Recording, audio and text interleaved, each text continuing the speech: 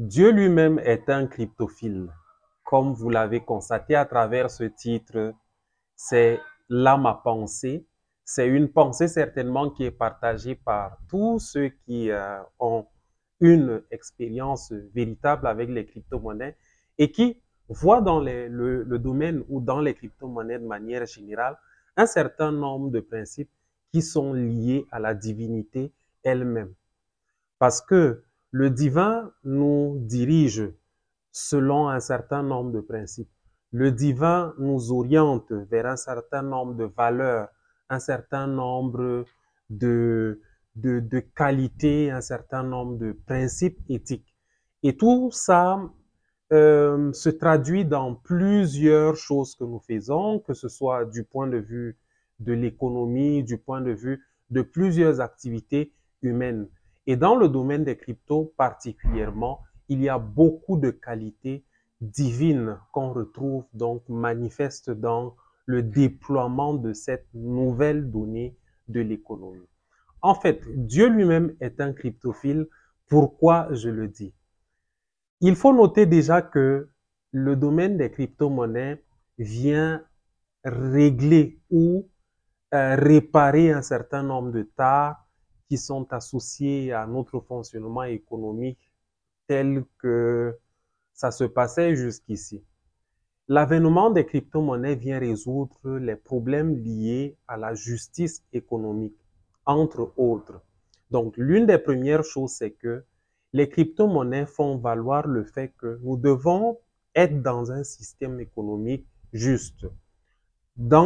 Cela se traduit par le fait que, par exemple, les monnaies que nous utilisons devraient être des monnaies qui n'ont pas de disproportion ou du moins d'inégalité dans les échanges. C'est-à-dire, si je rends un service, par exemple, dans une société, je rends un service donné, que ce qui m'est payé par rapport à ce service-là soit en correspondance ou soit égalitaire par rapport à ce qu'on peut payer à un autre qui est dans un autre pays et qui reçoit donc le même actif qui a la même valeur que moi qui suis dans un quelconque autre pays du monde. Par exemple, je prends que, ou en titre d'illustration, je peux par exemple prendre le fait que je suis un monteur vidéo. Dans le montage, il y a une facturation précise, c'est-à-dire, bon, voilà, on devrait me payer peut-être 5 dollars ou 25 dollars pour mon montage.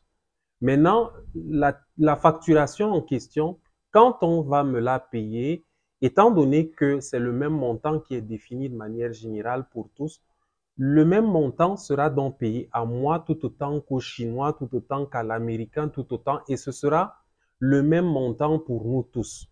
Il ne sera pas question qu'il y ait d'évaluation entre la monnaie que je vais utiliser et l'autre monnaie qu'une autre personne va utiliser dans un autre pays.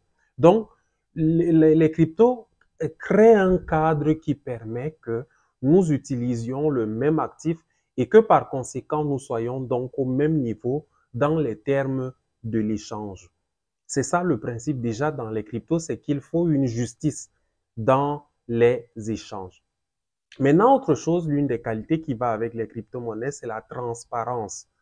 Et la transparence est l'expression de la vérité. La transparence est associée au souci d'être clair, d'être propre, d'être dans une sorte d'intégrité dans toutes les opérations qu'on fait. La transparence fait valoir le fait que déjà à la base, quand un projet crypto se déploie, on connaît quel est son total supply. Donc, tous ceux qui s'y engagent savent exactement que un projet donné a telle quantité de jetons qui sont mises à la disposition de la communauté.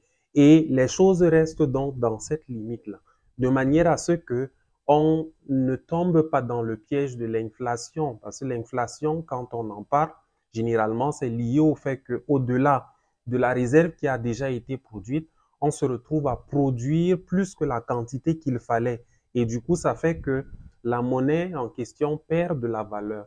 Ce qui n'est donc pas le cas avec les crypto-monnaies qui, normalement, fonctionnent selon le principe qu'il y a un total supply qui est défini dès le départ et qui est donc fait l'objet des exploitations au sein de la communauté d'une certaine façon, faisant ainsi que la crypto reste dans une dynamique d'évolution dans le temps qui fait que si les paramètres sont bons, si la communauté est assez solide, la crypto en question pourra prendre effectivement de la valeur. Donc, ce sont autant de principes qui sont liés vraiment au divin. Parce que le divin, c'est des qualités, le divin, c'est vraiment tous ces bons principes qui font qu'au bout du compte, la vie sociale s'améliore, la vie sociale, vraiment qu'on ait cette amélioration-là. Donc, à dire que Dieu lui-même est un cryptophile, c'est cette idée-là qui m'est venue à l'esprit. Donc, l'idée de ces principes-là. Mais on sait que tout la volonté de Dieu pour l'humanité, c'est vraiment que à chaque fois, nous nous améliorions. Il faut donc cette amélioration-là. Et les crypto-monnaies apportent donc cette amélioration-là, nous apportent un nouveau vent économique qui fait en sorte qu'on aura donc la justice dans les échanges, on aura l'égalité, on aura la transparence qui est une qualité très essentielle. Mais il y a une autre qualité qui, bon, il y a également l'unité. Voilà, justement, ça c'est l'une des autres choses. C'est que la crypto-monnaie apporte vraiment l'unité. Ça réalise vraiment l'optique de faire que nous soyons une seule famille. Parce que l'économie nous a souvent divisés. Toutes ces monnaies que nous avons souvent eues et qui fonctionnent sous la limite des nations et tout ça, ont parfois créé des frontières entre nous. Et aujourd'hui, avec les crypto-monnaies, on est en train de s'affranchir de toutes ces barrières-là. Le monde devient effectivement un village planétaire. Et l'unité est donc en train de s'établir véritablement entre les nations du monde, ce qui est un avantage et qui va donc faciliter que notre vision, en fait, embrasse toute l'humanité et que nous considérions qu'en fait, nous sommes une seule famille et que les échanges donc se fassent sous la base de ce que vraiment on ne mette plus de barrières entre nous, des barrières qui parfois naissent des préjugés, des barrières qui naissent parfois de plusieurs autres stéréotypes qui, au bout du compte, ne nous aident pas. Donc, au bout du compte, les crypto-monnaies, c'est vraiment quelque chose qui rentre dans la logique d'un plan divin. Ce que les crypto-monnaies vont réaliser comme apport d'amélioration pour notre économie est quelque chose parfois qu'on ne mesure pas encore véritablement actuellement.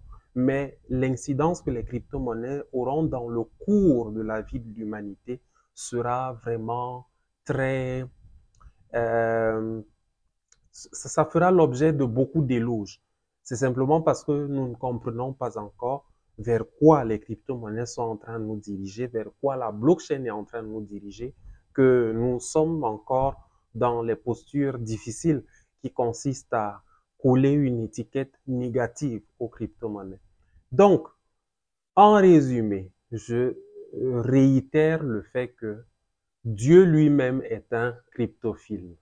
Maintenant, on va davantage explorer le rapport de la blockchain, des crypto-monnaies, de tout ce phénomène avec la religion. Ça, ce sera pour une autre vidéo. Entre-temps, restez scotchés, on est ensemble. J'espère que la vidéo vous inspire un certain nombre d'idées. Dites-moi en commentaire ce que cette pensée-là vous inspire particulièrement et à bientôt donc pour une autre vidéo où on pourra parler du rapport des crypto-monnaies, de la blockchain avec la religion de manière générale. Votre serviteur, théologien Simansou, on est ensemble et que la santé et la bonne forme soient avec vous.